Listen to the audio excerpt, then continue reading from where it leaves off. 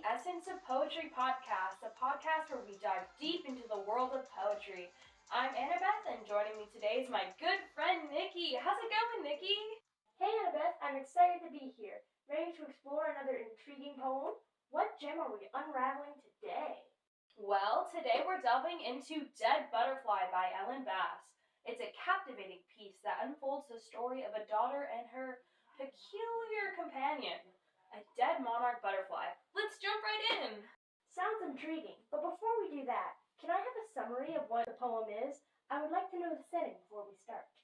Absolutely. So, Dead Butterfly follows a daughter who carries a lifeless monarch butterfly in a mason jar everywhere she goes. From school to her friend's house, even to the dinner table and bed. The butterfly becomes a constant presence in her life. The poem raises questions about its symbolic significance and its connection to the daughter's experiences. Oh, that's interesting. Reminds me of postpartum depression, though. Postpartum depression? Where'd you get that idea? I didn't see that at all. Well, I got it because when you first read the poem, The Dead Butterfly, written by Bass, you can see that the narrator is a concerned mother. Well, what does that have to do with postpartum depression? The little girl in the story carries a dead butterfly around and treats it as a part of the family, as seen in the lines to and from school in her backpack to her only friend's house, at the dinner table, and another line, as a part of her, as a part of us. From the poem, this could be a sign of postpartum depression.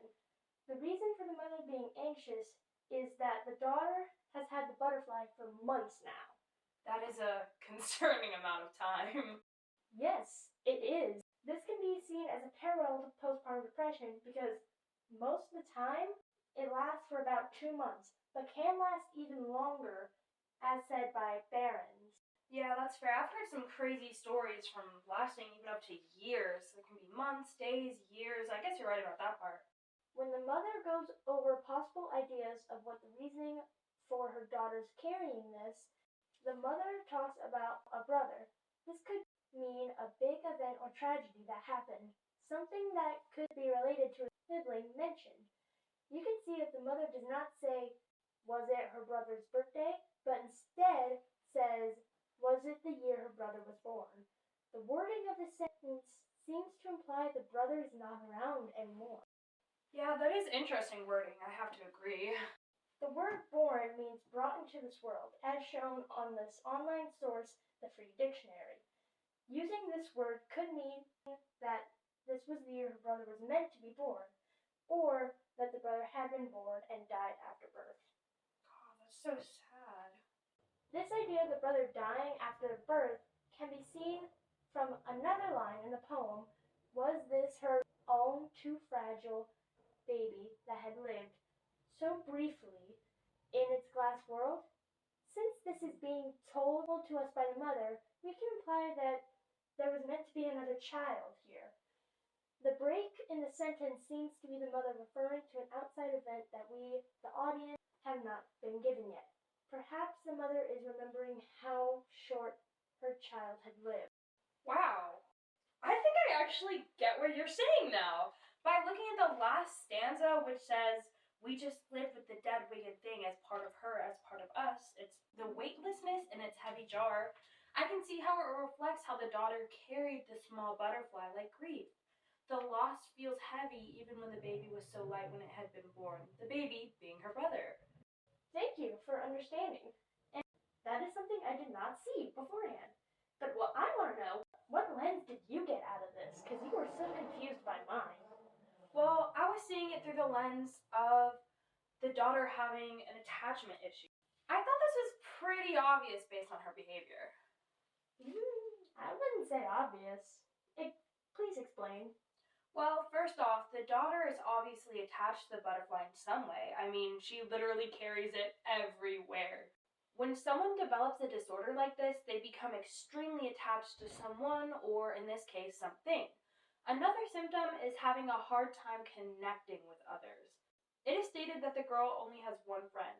It says this in the first stanza, to her only friend's house. So what? Only having one friend does not mean anything. Well, I have another point. Secondly, in stanza, it alludes to possible abuse having happened in the daughter's father's house. It says, or the year she refused to go to her father's house. Was this the breath-holding girl she had become there? It's common for victims of abuse and or trauma to develop a disorder like this. Okay, but where's your proof?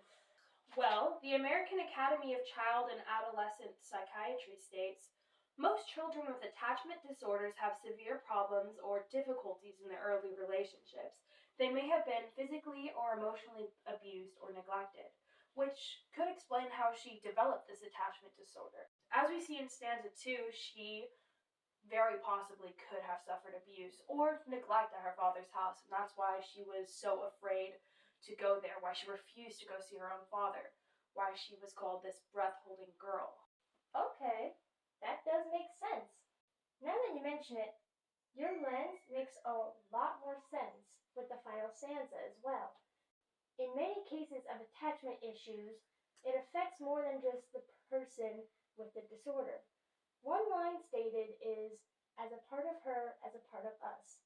This could explain how attachment disorder not only affects the daughter, but the entire family. Thank you for not only seeing my point, but also contributing to that. You're welcome, but how did we get different lenses? Well, a lens it's very broad.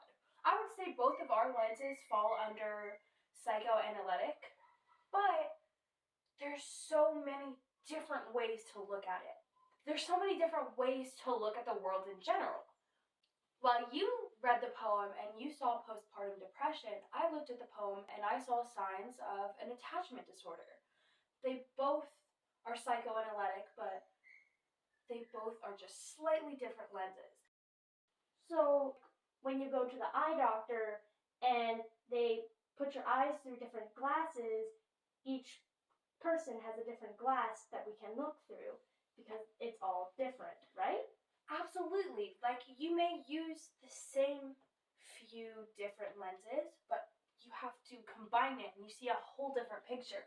What I used to see will be different from what you used to see. We have different lenses, even if some might have similar aspects. I get it. So we can have similar or identical prescriptions of what your lens should be for your glasses, but all going to be different. Sure. So you and I could have the same reading glass. I can see out of your glasses and you can see out of mine. We have the same prescription, but even the wire framing isn't going to be the same. Same diagnosis, different ways. Just like we have the same psychoanalytic lens, but we both have different ways of looking at it. Lenses are complicated. They can be very similar. They can almost seem identical. But even if we were both to see it as postpartum depression, we would still see it just a little bit differently. No matter how much we explain it, we will not see the world the same way due to our experiences, due to our life. And that's just what a lens is. It's how you see the world to you. You as a person has your own lens, your own way of looking at the world. It's really incredible. Oh, so it's kind of like the quote, no two persons ever read the same book. We both had the same poetry, but we both saw it through a different way of looking at it. Absolutely. Isn't that a quote by Edmund Wilson? Yeah, his quote is a great example of what lenses are. Yeah, I agree. It was great having you, Nikki. Thanks for joining me. I had a great time reading Ellen Bass's Dead Butterfly with you. Thank you for, analyzing it with me and seeing both sides. It was great. And thank you for explaining what a lens is. I would have no idea and continue on my life struggling. Of course, that's what we're here for at Essence of Poetry Podcast. Woo! Round of applause for Nikki. Now let us know what you guys thought down below. Did you guys see the poem the same way we did, through a psychoanalytic lens, or did you see it through a whole different other lens? Let us know. And who do you agree with more, me or Annabeth? See you next Thursday.